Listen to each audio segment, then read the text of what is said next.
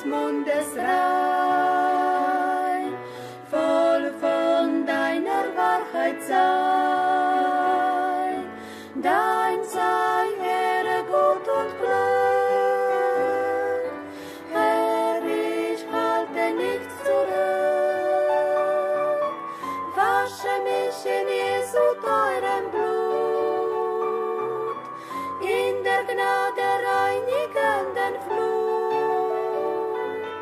Herr, nur dir allein will ich mein Leben weihen, jetzt und ewig bin ich dein. Dieses Lebens flücht'ge Zeit, deinem Preis sei sie geweiht, brauche hier im Kampf der Welt Geist und Sinn, wie dir's gefällt. Wasche mich in Jesu teurem Blut, in der Gnade reinigenden Flut. Herr, nur dir allein will ich mein Leben weihen, jetzt und ewig bin ich dein. Auch mein Wille, Herr, soll dein, ganz und gar dein eigen sein. Nimm mein Herz, o Gottes Sohn, weihe es zu deinem Thron.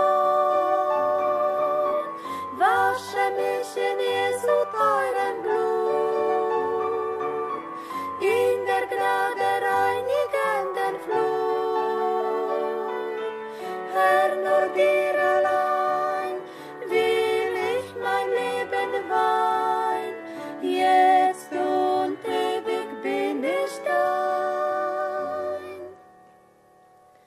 Leib und Leben, Herz und Sinn, leg ich dir zu Füßen hin. Nimm mich und ich werde dein, gänzlich und für immer sein.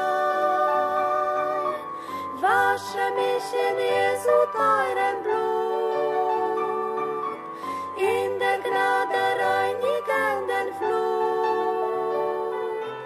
Herr, nur dir allein will ich mein Leben weihen, jetzt und ewig bin ich dein. Wasche mich in Jesu teurem Blut, in der Gnade reinigenden Flut. Herr, nur dir allein will ich mein Leben weihen, jetzt und ewig bin ich dein.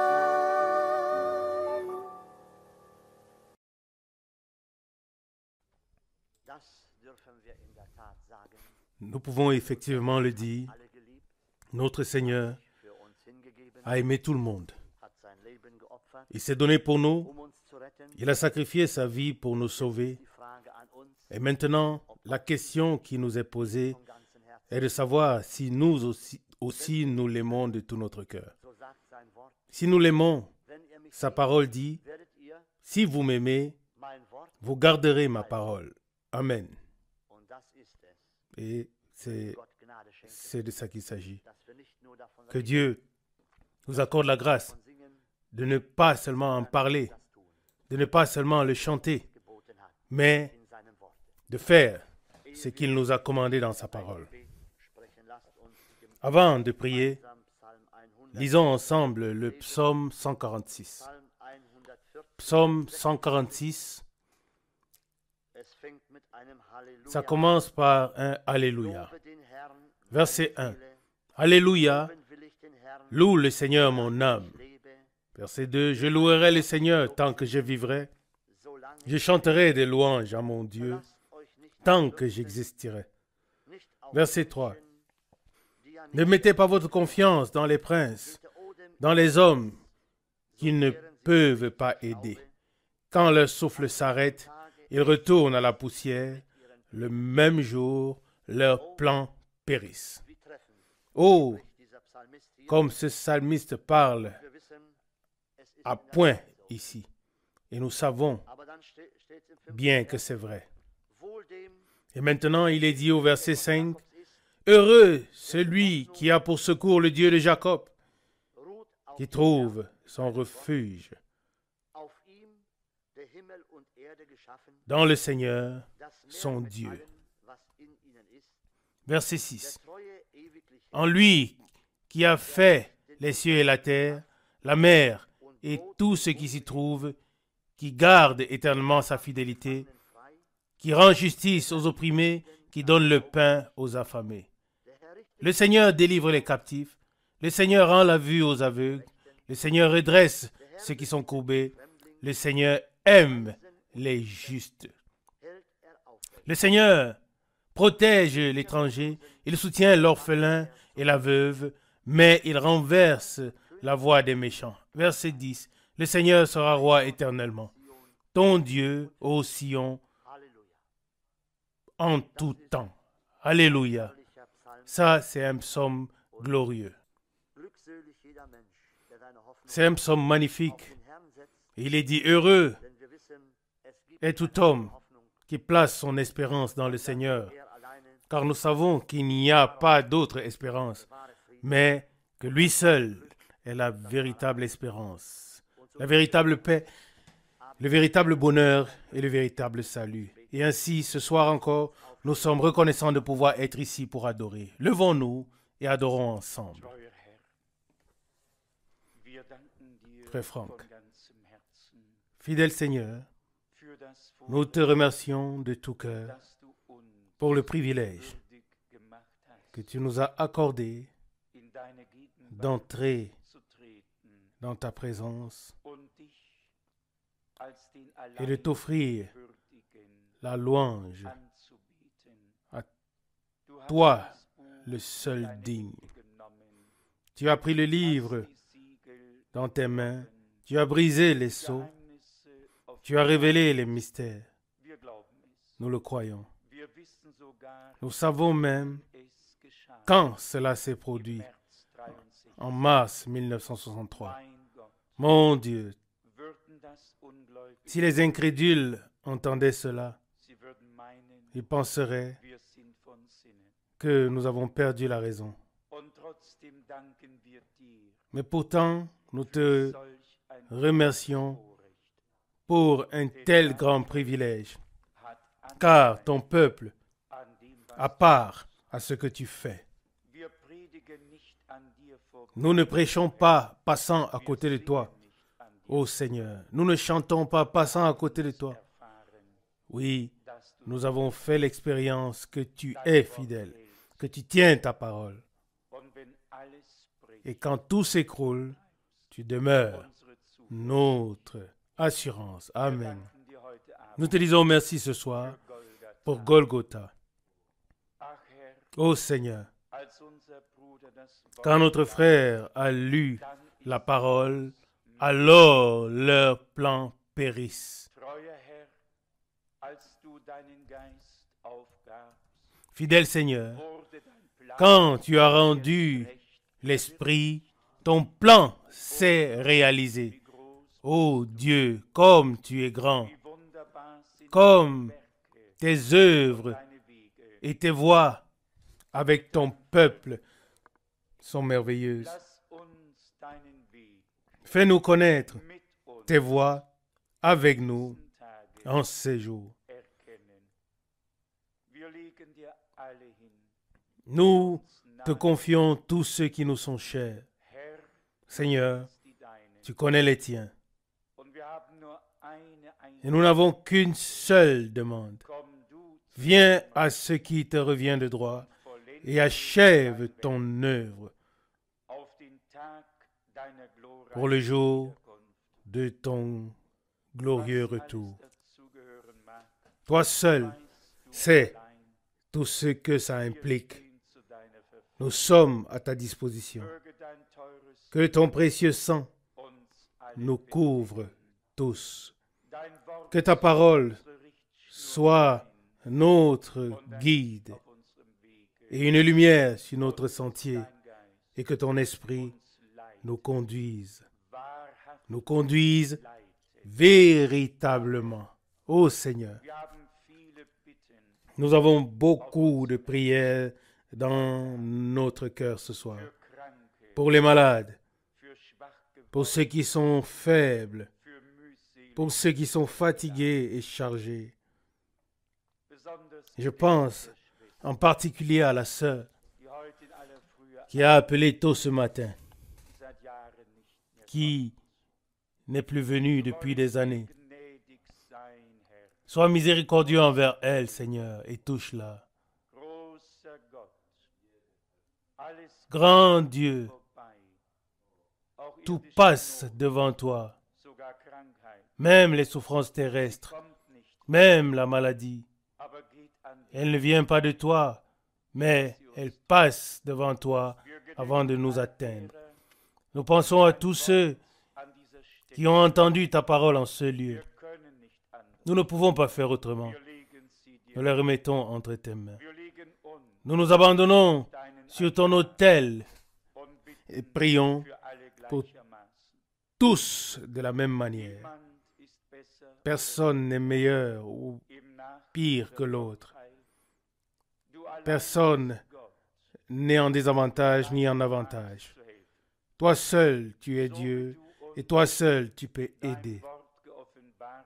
Comme tu nous as révélé ta parole, révèle-nous ta puissance qui accompagne ta parole.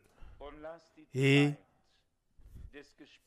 que le temps de la parole parlée puisse venir, afin que nous ne nous ridiculisions pas et ne déshonorons pas ton nom, mais que tu arrives à ce qui te revient de droit, et c'est ce à quoi j'aspire.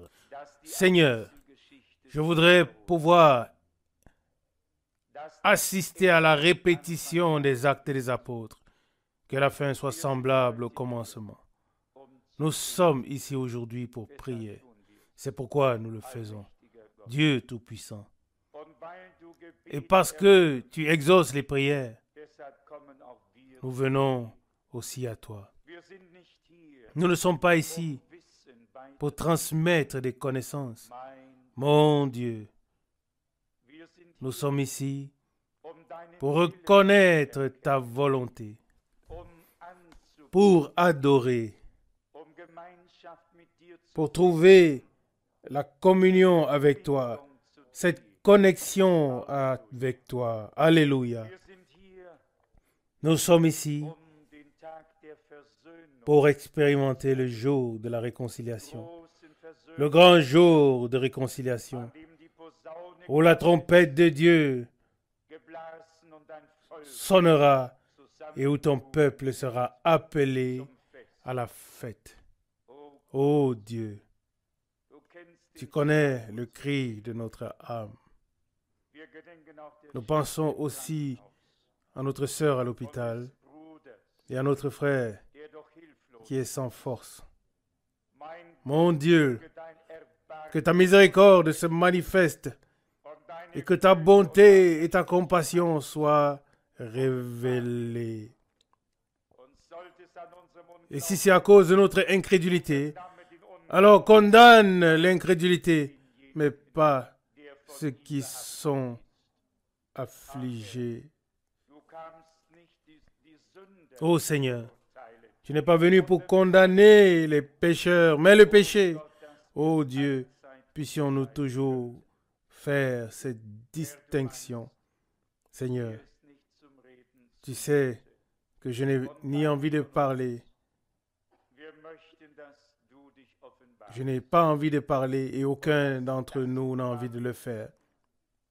Nous voulons que tu te révèles et qu'il soit manifeste que cela s'est produit.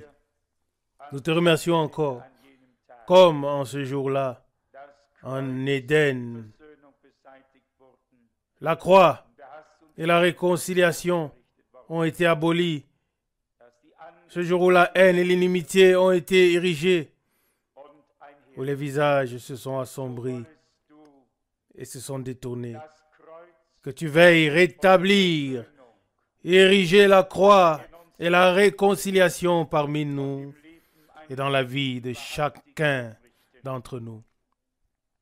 Seigneur, comme Moïse a élevé le serpent dans le désert, représentant Satan, qui a été jugé, ainsi que tu sois élevé au milieu de nous, toi qui as jugé Satan et le péché, mais qui as acquitté le pécheur et pardonné le pécheur, puis amené les captifs, et amené captif la captivité et fait des dons aux hommes.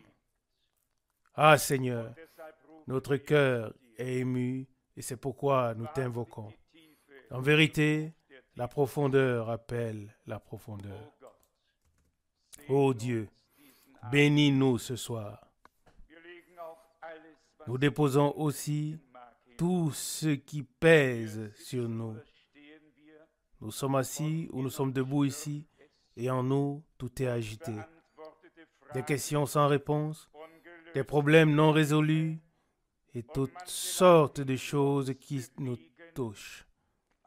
Ô Seigneur, mon Dieu, fais venir l'heure où chacun recevra de toi sa réponse sous la proclamation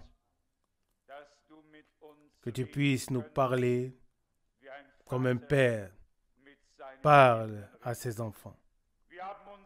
Nous avons tout mis, oui, dans ton œuvre, dans ta cause, Dieu Tout-Puissant, et tu nous donneras tout ce que tu nous as préparé. Ô Seigneur, à toi la gloire, la louange et l'adoration d'éternité en éternité. Alléluia. Alléluia. Amen. Amen. Nous nous asseyons. Louange et remerciements soient rendus au Seigneur.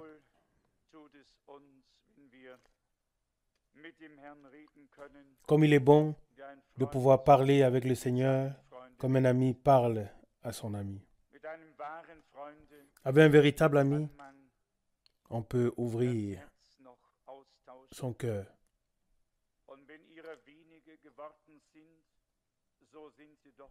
Et même s'ils sont peu nombreux, les amis, les véritables amis, ils sont là. Et il en va de même pour tous les frères et toutes les sœurs. Et Dieu arrivera à ce qui lui revient de droit, malgré tout ce qui peut se passer sur la terre. Et nous savons que notre foi n'est pas en l'air. Elle est fondée sur le roc, ancrée dans la parole de Dieu. Et celui qui ne peut pas croire Dieu, qui peut-il ou qui veut-il croire? Nous ne croyons pas en nous-mêmes, mais nous croyons en Dieu. Nous ne croyons pas des promesses vides. Nous croyons sa parole et ses promesses. Croire Dieu, c'est croire en ce qu'il a promis. Nous sommes reconnaissants de pouvoir être ici ce soir. Reconnaissants pour vous tous. Peut-être cela nous fera du bien de le dire aussi d'ici devant. Nous sommes reconnaissants pour chaque frère et pour chaque sœur. Et nous nous réjouissons lorsque vous vous portez bien. Et nous sommes tristes lorsque vous vous portez mal. C'est ainsi pour nous tous. Parce que nous sommes unis dans l'amour de Dieu. Je vous donne un exemple terrestre. Lorsque j'ai appris que nos bien-aimés frères nos bien-aimés ont ouvert un restaurant. Où est-ce que c'est? À Duisbourg, à Mülheim? Je ne sais plus exactement. Mais je me suis simplement réjoui. Je me suis réjoui intérieurement. C'est le frère de Palerme et la sœur de la Suède. Je crois que c'est le frère Nino et la sœur Margrethe, n'est-ce pas? Ce sont bien vos noms. Je me suis réjoui sincèrement. Je ne peux le dire à personne. Vous pouvez tous le ressentir.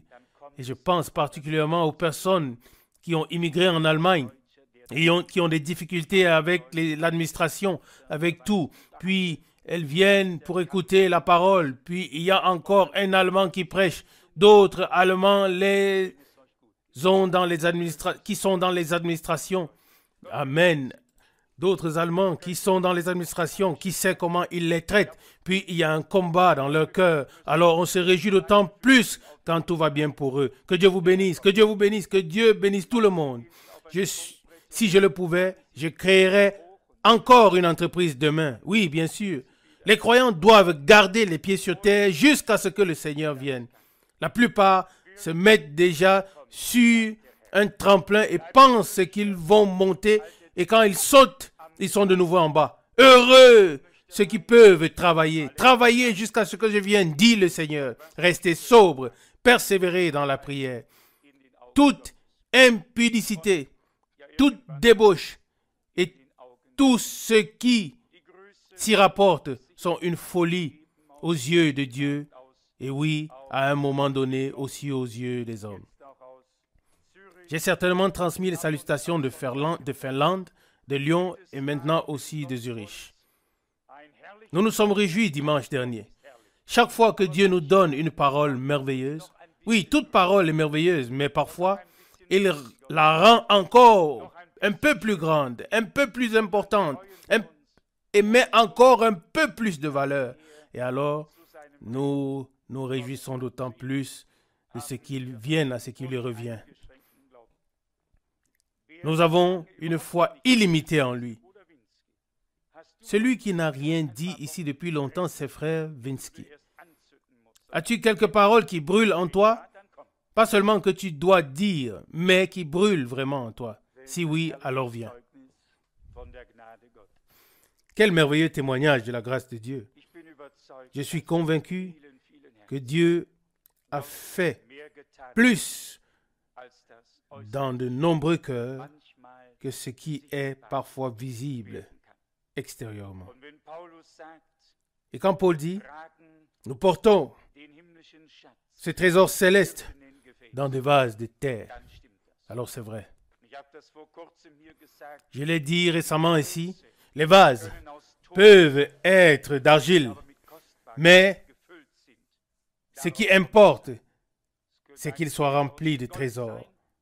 On pourrait avoir un vase en or, mais s'il ne contient rien de valeur, à quoi sert-il? Oui, simplement des vases, saint maître, mais remplis de ta puissance. Amen. 2 ou 3 pensées me sont venues à l'esprit. L'une vient d'Amos chapitre 3, verset 3. 2 hommes marchent-ils ensemble sans s'être accordés? Et c'est une pensée tout à fait merveilleuse. Tout d'abord, les deux doivent se rencontrer, puis ils doivent devenir un, et ensuite ils peuvent suivre le même chemin. Si nous voulons marcher avec Dieu, nous devons faire une rencontre avec lui. Nous devons devenir un avec lui, puis suivre le même chemin avec lui. Et il y a encore plus dans Amos 3, verset 6b. Un malheur arrive-t-il dans une ville sans que Dieu ne soit l'auteur? Et on a du mal à le comprendre, mais c'est ainsi. Et cela revient à dire que personne ne peut, ni ne doit, et n'a le droit de contester avec Dieu, car tout passe par Dieu. Mais ensuite viennent ces merveilleuses paroles puissantes. Verset 7. Non, Dieu le Seigneur ne fait rien sans avoir d'abord révélé son dessein à ses serviteurs, les prophètes. Puis viennent les paroles merveilleuses. Verset 8. Le lion a rugi. Qui ne craindrait pas? Dieu, le Seigneur, a parlé. Qui ne parlerait pas comme prophète? Et là, j'ai remarqué à quel point l'ordre était merveilleux. Le lion de la tribu de Juda a vaincu. Il a pris le livre. Il a fait retentir sa voix. Et Dieu, le Seigneur, nous a parlé par sa parole révélée. Qui ne devrait pas se présenter comme prophète. Pas que quelqu'un vienne et dise « je suis prophète », c'est de la folie. Avec cela, il est dit, ou cela signifie, qui ne transmettrait pas la parole prophétique. Le ainsi parle le Seigneur. Dieu n'a pas besoin d'une multitude de prophètes. Dieu a besoin d'une multitude de personnes qui peuvent transmettre ce qu'il a révélé à ses prophètes sans rien y ajouter ou sans rien y retrancher. Et ça, c'est une grande grâce de Dieu. C'est à cela qu'on reconnaît qu'il y a des hommes sur la terre à qui des limites ont été imposées, des limites de Dieu. Et c'est dans ces limites divines qu'ils doivent marcher, qu'ils doivent demeurer, qu'ils doivent persévérer jusqu'à ce que l'heure de Dieu ait sonné. Vous connaissez tous la parole du Seigneur que nous avons souvent lue. Comme le Seigneur l'a dit à l'époque, votre temps est toujours là. Jean 7, verset 6. Le temps des hommes est toujours là. Ils savent toujours ce qui doit être fait.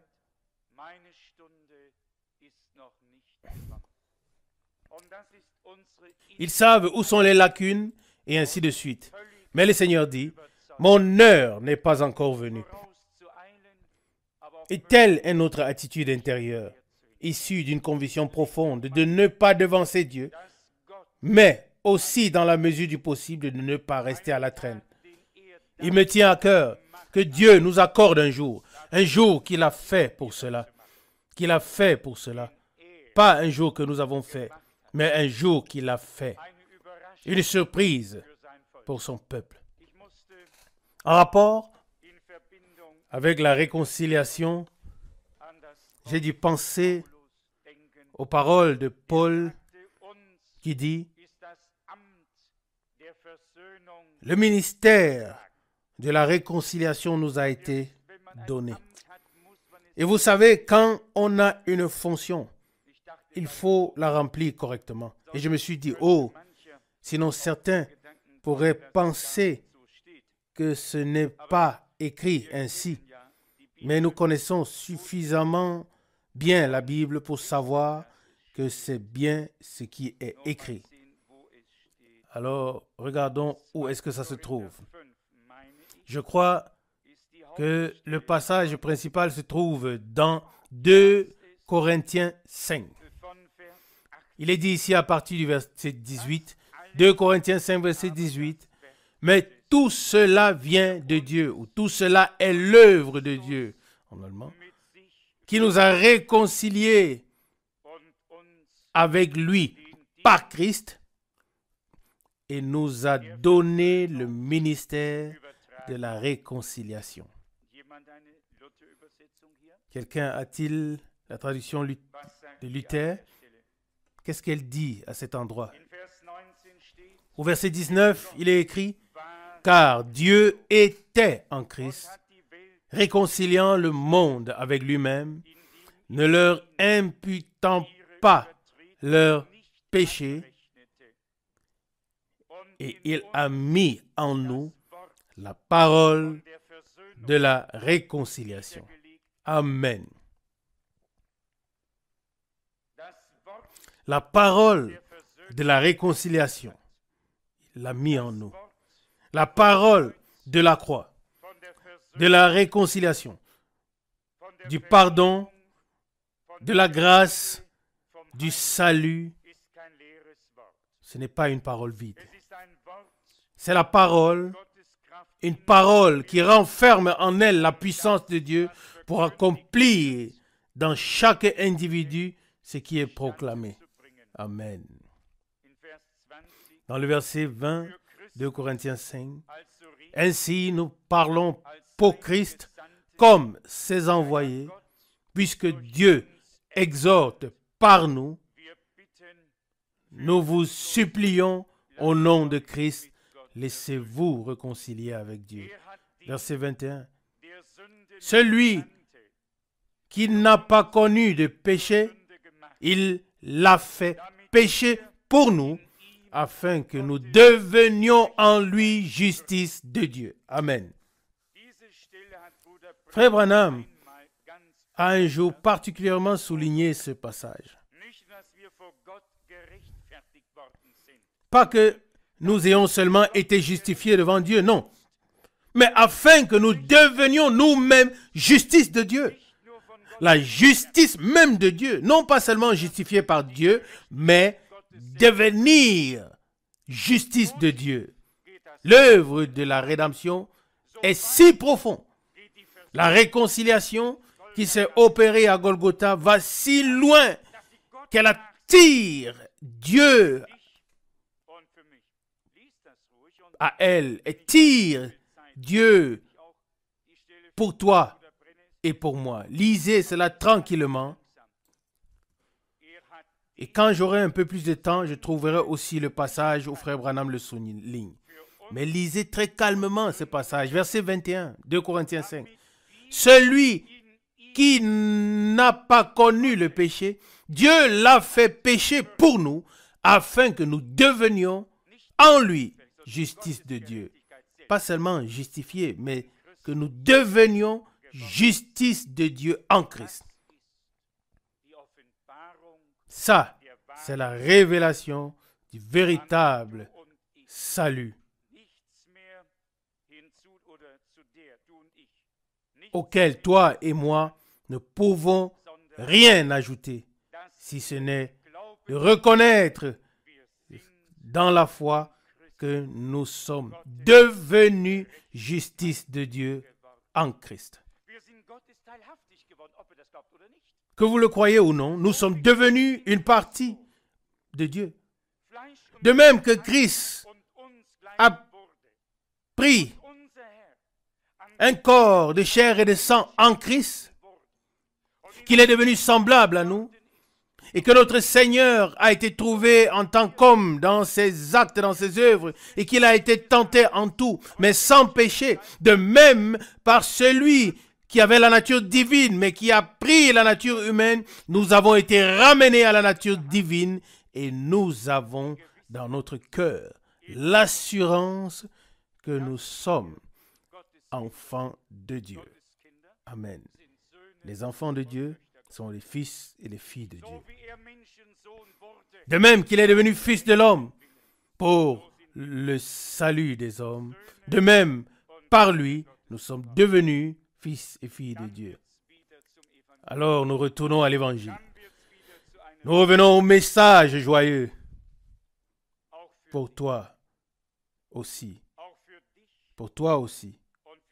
Et pour ceux qui ont encore des doutes en eux et qui luttent encore en eux.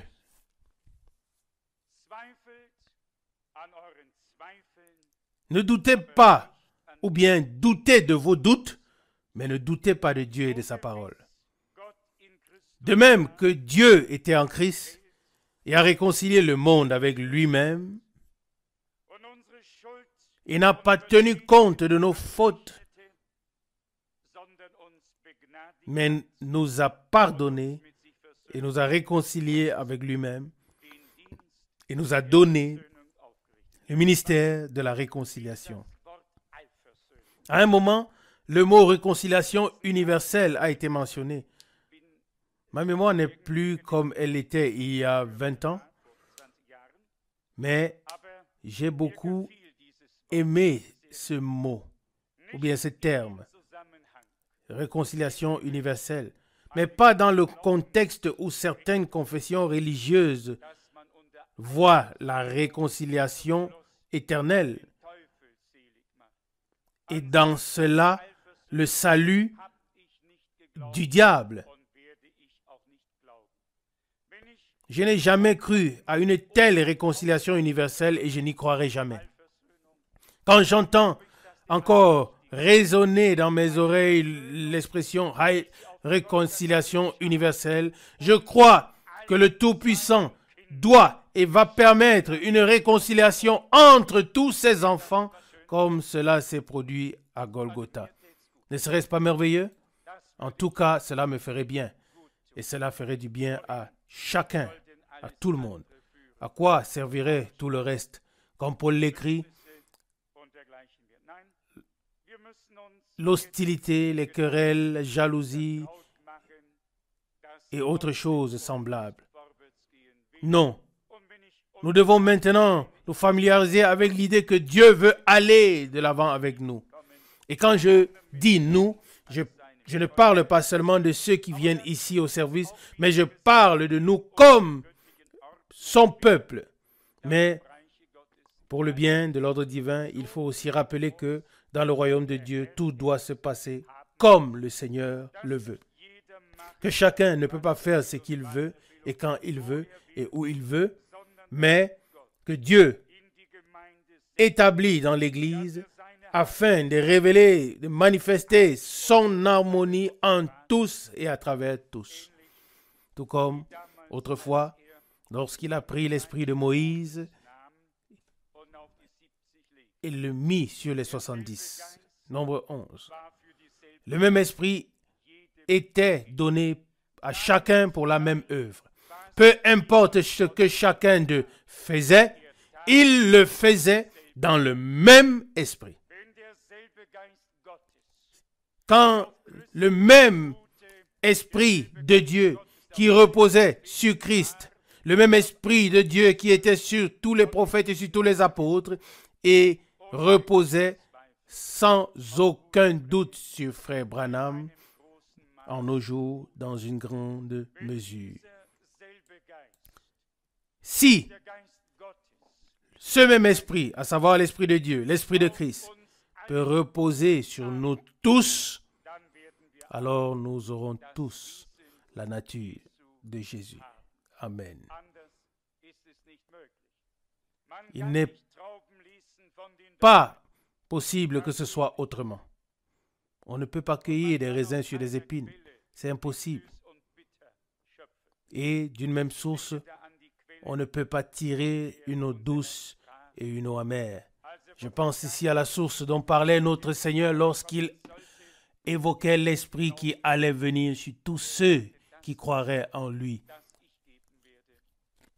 Et il a dit, l'eau que je vous donnerai deviendrait en vous une source qui jaillit dans la vie éternelle. Cette éclosion de cette source divine dont c'est ce dont nous avons besoin.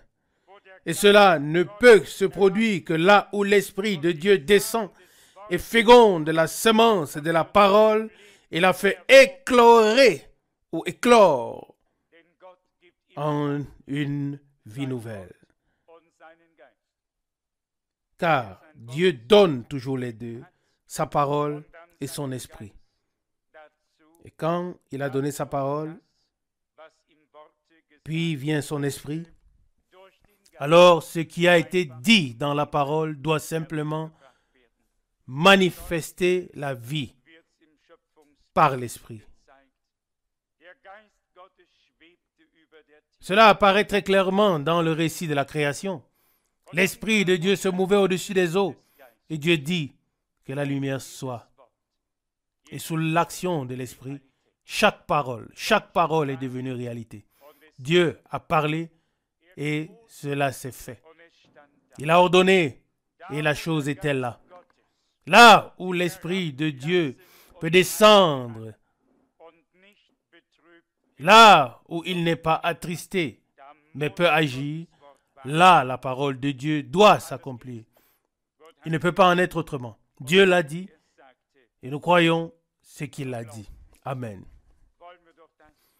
Prenons à cœur ce qui nous a été lu dans le psaume et ce que le frère Vinsky a si bien souligné. Amen. Dieu nous a placés sur un fondement élevé. Non pas pour que nous regardions les autres d'en haut, mais pour que nous ayons une meilleure vue des choses spirituelles. Et nous savons bien d'où Dieu nous a tirés. Oui, qui voulons-nous regarder d'en haut?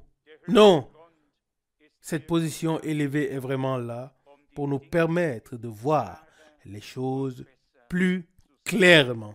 Amen. Nous pouvons affirmer avec certitude que les prophètes de Dieu ont été placés sur ce fondement élevé. Ils ont vu au-delà des siècles, au-delà des millénaires.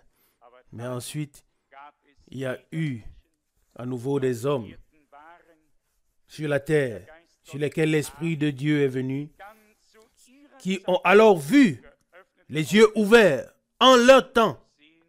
Oui, ils ont vu ce que Dieu faisait dans leur époque. Juste encore cette précision. Oui, Psaume 146, n'est-ce pas? C'était ça? Psaume 146, il y avait une pensée merveilleuse que je voulais encore souligner. Oui, c'était ici. Verset 3, Psaume 46. Ne mettez pas votre confiance dans les princes, dans les hommes qui ne peuvent pas aider. Verset 4. Quand leur souffle s'arrête, ils retournent à la poussière. Le même jour, leurs plans périssent. Le même jour, terminé. Le même jour, fini. Tout est fini. Les grands projets que quelqu'un avait, oui, sont terminés, finis à l'instant où il rend son dernier souffle. Comme je l'ai déjà dit dans ma prière, lorsque notre Seigneur a rendu l'Esprit, le grand plan de Dieu est devenu réalité. Le plan de Dieu n'était pas terminé, mais c'est là que le plan de Dieu a débuté dans sa réalisation. Et notre Seigneur dit dans le prophète Ésaïe, « Mes desseins subsisteront et je réaliserai ce que j'ai décidé. » Ésaïe 46, verset 10. Et Dieu en est capable. Je suis convaincu que Dieu apparaîtra, se manifestera à la fin des temps et qu'il sera glorifié parmi son peuple. Et je crois que nous y aurons notre part. Le plan de Dieu s'accomplira. Et nous voulons être intégrés dans ce plan de Dieu pour la fin des temps. Le Seigneur délivre les captifs, comme nous lisons ici au verset 7, qui rend justice aux opprimés et donne du pain aux affamés. Le Seigneur délivre les captifs. Notre espérance est en lui. Notre espérance est dans le Seigneur, notre Dieu, en lui qui a fait les ciels et la terre, la mer et tout ce qui s'y trouve. Il est fidèle à jamais. Quand il dit « Je t'ai aimé d'un amour éternel », alors c'est vrai, Jérémie 33, verset 1. Alors c'est vrai hier, aujourd'hui, demain et pour l'éternité. Tout ce que Dieu dit est oui et amen. C'est vrai. Nous n'avons absolument aucune raison de désespérer. Tout au contraire, nous avons des raisons de nous réjouir. La joie ne doit pas forcément être exubérante. Et nous ne voulons pas de joie fabriquée. Nous ne voulons pas une lumière artificielle, une chaleur artificielle. Nous ne voulons pas une atmosphère artificielle.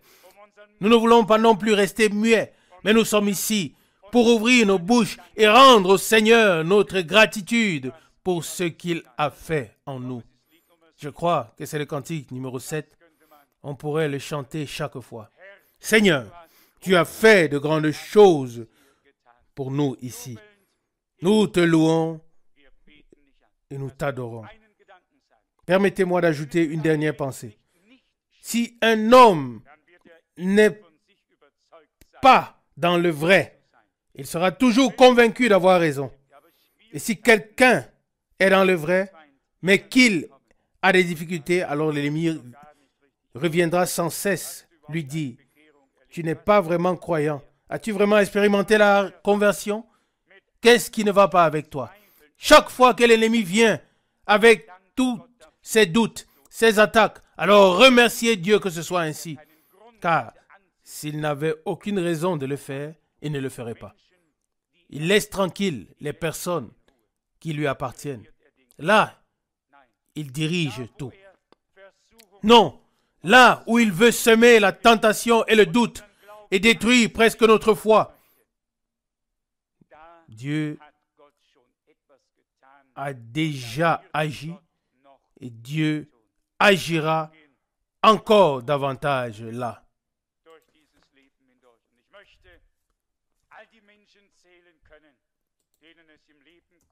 Les autres traversent cette vie presque sans épreuve. Et j'aimerais pouvoir compter tous ceux qui ont eu une vie facile et qui ont toujours flotté au-dessus des nuages.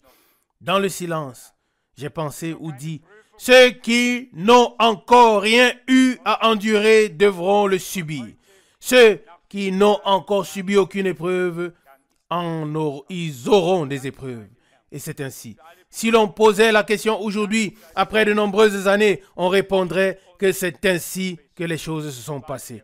Mais remercié soit le Seigneur pour toutes ces épreuves. Rendons grâce au Seigneur pour tout. Cela est pour notre bien, car il nous a aimés et nous pouvons l'aimer. Aujourd'hui encore, nous nous tenons sur un fondement élevé. Il nous a placés sur ce fondement des apôtres et des prophètes avec Jésus lui-même comme pierre angulaire. Amen. Quel privilège de vivre dans cette génération. Quel privilège d'avoir reconnu la volonté de Dieu. Oui, d'avoir reconnu Dieu et d'avoir vraiment reçu la révélation de Jésus-Christ. Quel privilège d'avoir écouté les mystères de Dieu. Quel privilège de pouvoir croire maintenant comme l'Écriture l'a dit. Et il en restera ainsi avec l'aide de Dieu jusqu'à la fin.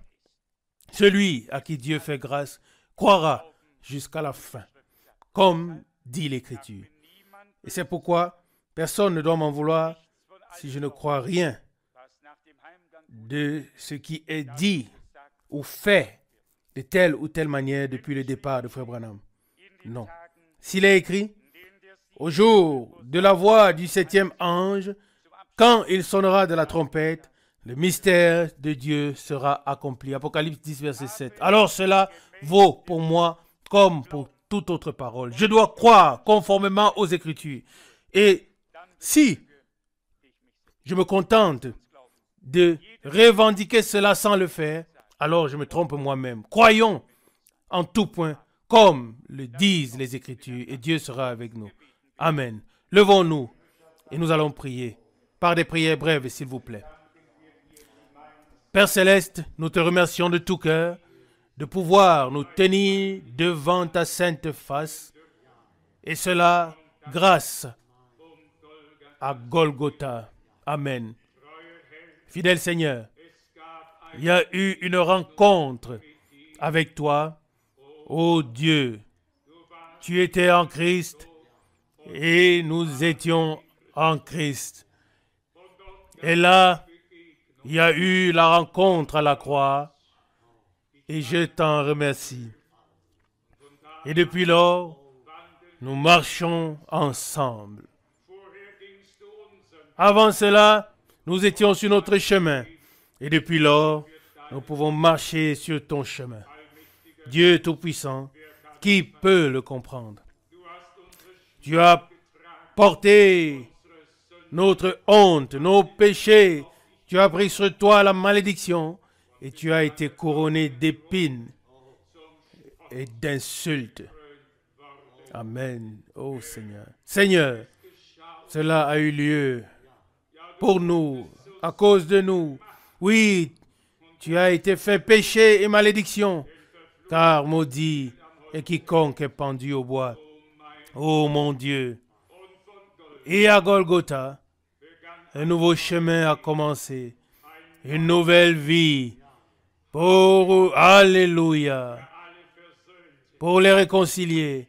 Bien-aimé Seigneur, accorde-moi un seul souhait, que je puisse conduire tous les rachetés vers toi, le Rédempteur, afin qu'ils puissent pénétrer et arriver sous la croix, afin que tu puisses te glorifier. Alléluia. Seigneur, je te remercie. C'est si merveilleux, si glorieux, et nous pouvons en être témoins. Il y aurait beaucoup de choses à dire. Tu t'es révélé à nous. Tu nous as fait connaître ta parole et ta volonté.